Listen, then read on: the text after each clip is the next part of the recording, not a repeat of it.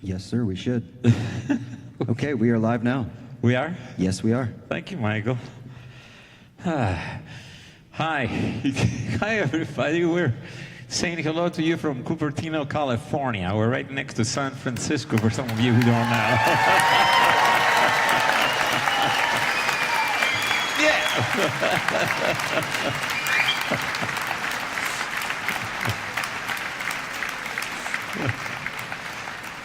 And we have been having a lot of fun without you. So I'm glad you could join us. It's going to be great. Anyway, I'm not going to waste any time because I want to keep playing. I have a lot of music to play tonight, so I want to, including a couple of songs I've never played in front of a live audience my whole career. Michael, first question, where do you want to take us? We're going to start in Syria. Selena from Aleppo writes, I don't think we're going there because I'm looking at a picture here. It's Tunisia. Oh, you would? Okay. Okay, we'll start with Selena. All right. My sweet Yanni, thank you so much for giving us your amazing music. I love you so much, honey. Keys to Imagination, in particular, gives me a lot of positive energy. I just adore your music, and you are such a great person. I'm studying for my exams and listening to your calm music like Almost a Whisper, In the Morning Light, and Until the Last Moment. Your music is such a help for me, and thank you for that. I do have one request. Can you please play Almost a Whisper? I will be so happy. Thank you so much. I love you, honey.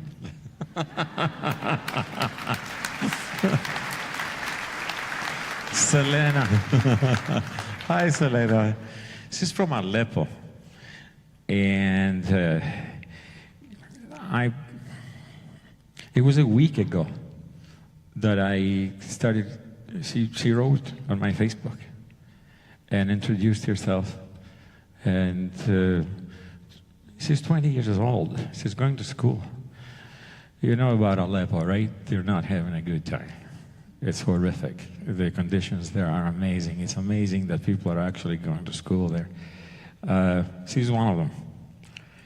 And 5 or 6 hours later, after I got her first introduction, this is what happened.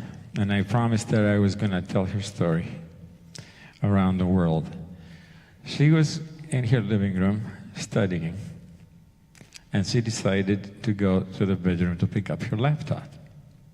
On the way there, she was walking through her corridor, and something told her to stop. And he heard the word stop a couple times. All she remembers is she dropped the book, and a mortar shell came through the roof and went right in your bedroom.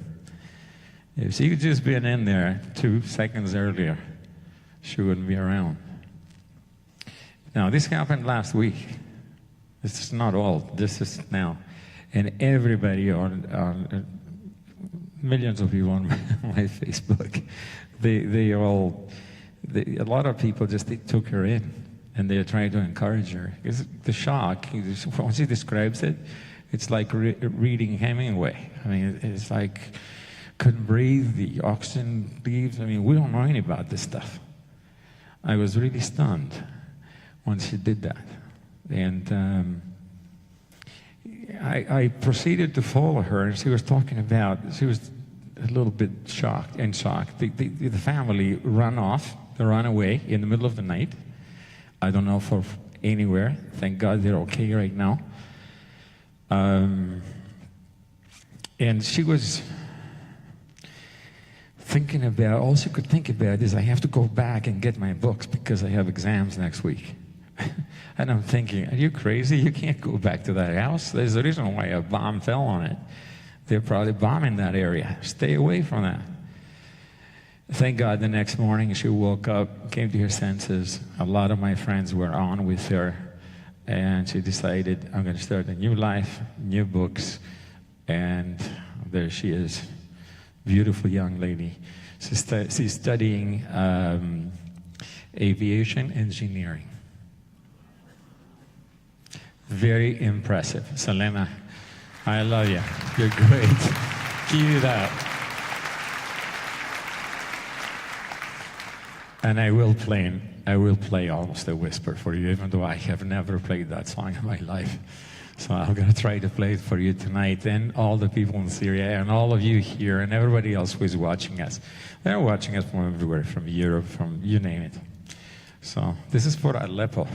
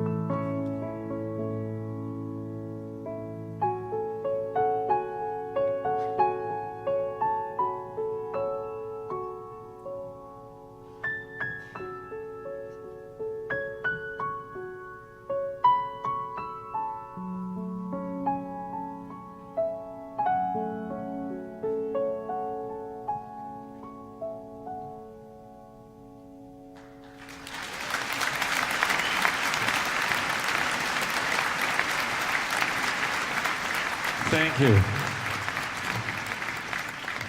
I told you this story because it's the triumph of the human spirit. No electricity, no water most of the time, and we think we have problems. We don't. We do, but not like that. So it's everybody in my Facebook page has mothered her, take her in, and really been advising her and helping. It's a whole family. It was pretty a heart-tugger. And it happened, anyway, last week was not a very good week. What else? Michael, where do you want to take us? We're going to go to Tunisia. I thought so. My Sim from Tunisia wants to say, "Hi, Yanni. All the fans in Tunisia are still waiting for you to come back, and I'm sure you will. My question is about your biography. Yanni in Words was an inspiration for so many fans. In this amazing book, you shared with us your memories and taught us about life and how you live your life. So are you planning for a second book talking about your life since 2003? I'm in touch with so many fans around the world, and they are all waiting for this. So much love, Hossam. Thank you. Thank you very much. That's a great question. I never even thought of writing a book. I did write the first one. I thought I needed to be 70 or 80 years old to get some wisdom in me so I have something to talk about. A friend of mine wrote me recently, Saman, I won't use your last name. That's fine, it's cool. He said that your Facebook page is like a never-ending book. Because I take them all with me. If I go to Egypt, they walk with me inside the Cheops Pyramid, the biggest pyramid in Egypt that most people are not allowed to go in, except I was there in the burial chamber. And I take my family and I introduce them to different cultures the best I can. So yeah, I will be writing a book sometime. I just don't think now is appropriate. I think it's a good thing for me that I'm traveling a lot and I'm learning. And the more I learn, the more I wait, the better it's going to be. So it's sorry about that. But we had an amazing time in Tunisia. We were there, I don't know, a couple of years ago, maybe 3. And we played, there it is. This is Carthage. We played 2 nights. The newspaper said about 27,000 people showed up. And they were the most amazing audience you ever saw. They were there from 2 in the afternoon, and they were chanting and singing and yelling my name, and the show didn't start until 10:30 at night. I thought, they're all going to be so tired by the time I get on stage, they're going to be asleep. No problem.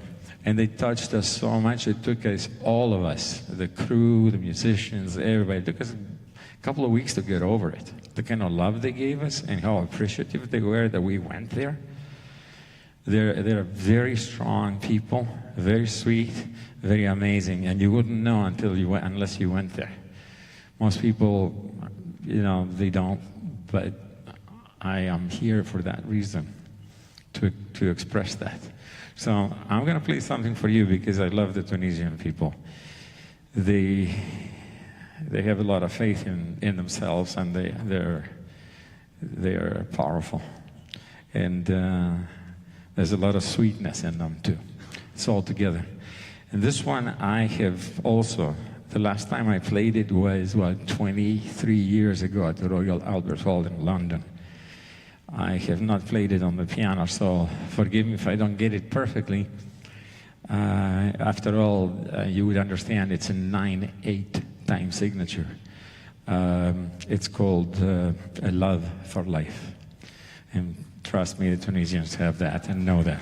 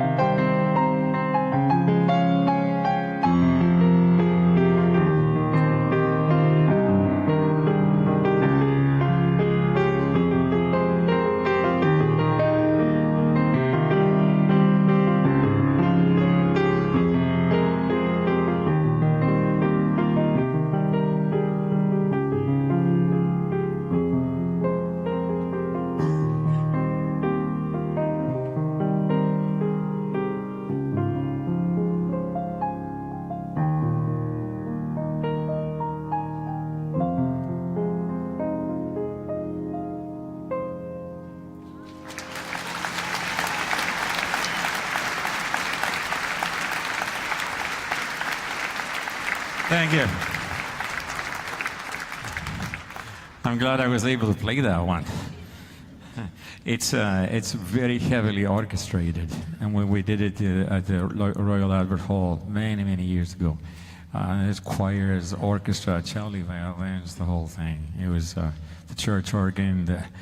It's a very powerful piece of music, but this is where it came from. This is the pure essence of the song. This is it right here. Then you add your bass and you add your cello and movements and all kinds of stuff, and it becomes beautiful. People are singing, there are female vocals, male vocals. It's just, but that's what you're experiencing tonight.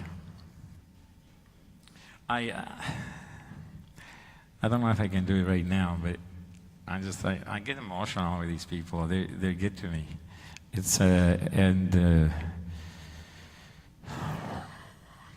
I want to play a song that's very close to my heart, because it was inspired by my father's teachings. Yeah, I was very fortunate to have him around when I was growing up. He was my live-in philosopher, if you will. He would take me for these long walks up on the Greek mountains, and he would try to teach me about simplicity, appreciation for nature, appreciation for life, all of life. He was trying to teach this young boy how precious life really is and how short it really is. Imagine a young kid trying to understand that we don't live forever. But he persisted. He would say, I could hear his voice still. He would just say, you can't take life for granted. You have to live every last moment of it to the fullest. You can't sleepwalk through life. All these things were going through my head when I wrote this next piece of music. And I decided to call it Until the Last Moment. I would like to dedicate it to all of you, first of all. And I would also like to dedicate it to all our fellow human beings who are so tragically losing their lives all around our world right now. And they're going through so much pain, in hopes that we'll give them a little bit of relief and help them with their suffering, their loved ones, their friends, their families, and that we do care. We hear it. We don't have to go into the news.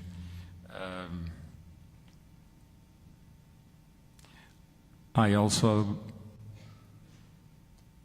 want to play this song in hopes that all this violence that is plaguing our whole planet right now will fade away, go away. It has never been the way, violence, never been the way, and it will never be the way.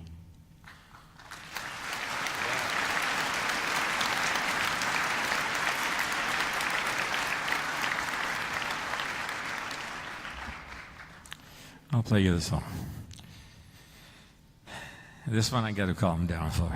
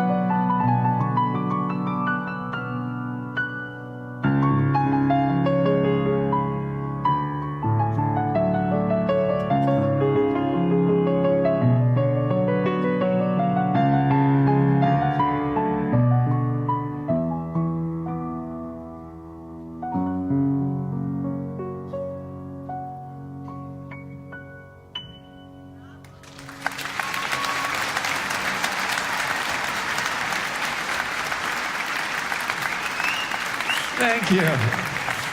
Wow.